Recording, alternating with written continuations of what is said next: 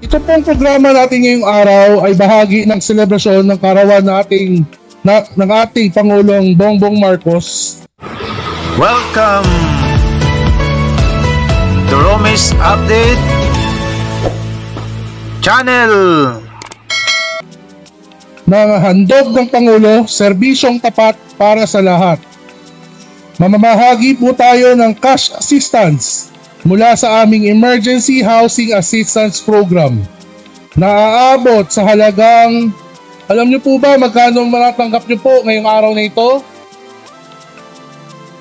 Makatatanggap po ang 1,000 pamilyang narito ngayon ng 10,000 pesos bawat pamilya. Sa lahat po ng aming mga benepisyaryo, hangad po namin makatulong ito sa inyong unting-unting pagbangon at pagsisimula muli.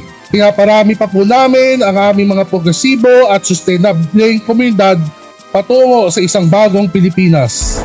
Sa mga nagdaang bagyo po ma'am, nagkaroon po na nasira po yung ibang party po ng bahay namin. Nangyari pa nga po na yung sapa po, kinain po yung lupa.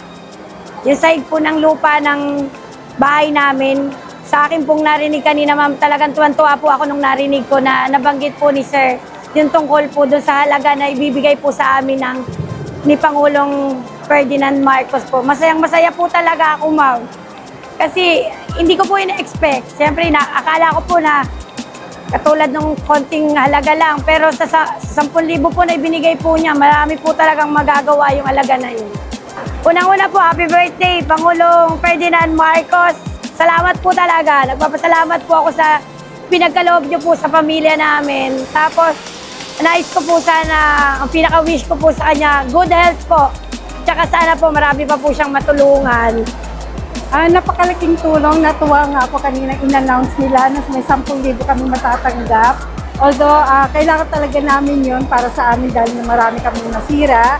Ang laking bagay para sa amin. Imbis na kami ang magbigay ng regalo kay Pangulong Ferdinand Marcos Jr., kami pa po yung binigyan sa birthday niya. Kaya binabati ko po si Pangulo na maligayang kaarawan ni Pangulo. Maraming salamat po sa programa niyo sa amin. Ang laking tulong para sa amin yun. Wala, kumbaga na-wash out na lahat ng mga gamit namin. Kaya nag-iisip kami kung paano uumpisahan ng pagpapagawa ng mga kasangkapan namin, pagbili ng ilang gamit. Alam mo, malaking bagay ang pinagkaloob na biyaya sa amin. Kailangan may pambili ako ng mga materyales na iaayos naman, pampalit na nawala. Kaya malaking bagay at maraming salamat sa ating mahal na Presidente. Nawa, tuloy-tuloy ang kanyang pagtulong sa amin na mahihirap. Mahal na Pangulo, Ferdinand Bongbong, happy birthday. Noon na pa man, miski ang kanyang tatay na tumakbong Presidente, nakasubaybay na kami. Yan ang naniniwala ako sa kilos niya. Totoo ang kanyang gawa. Yan lang. Happy birthday! Maligayang kaarawan. God bless you.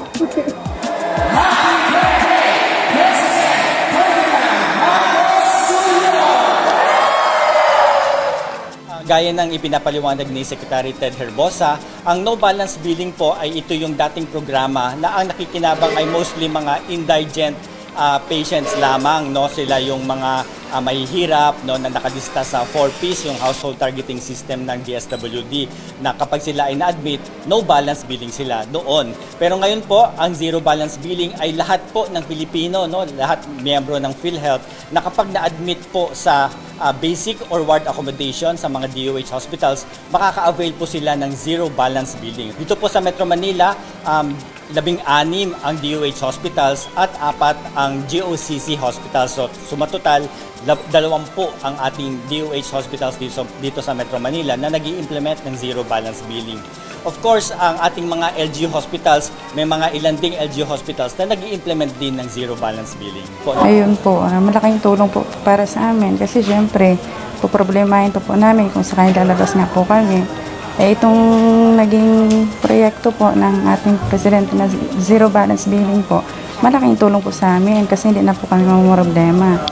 At ayun nga po, nagpapasalamat po na talagang hindi na po kami mag-isip pa kung saan-saan. Ang isipin po namin ay yung pag-aalaga na lang po sa anak namin paglabas po namin.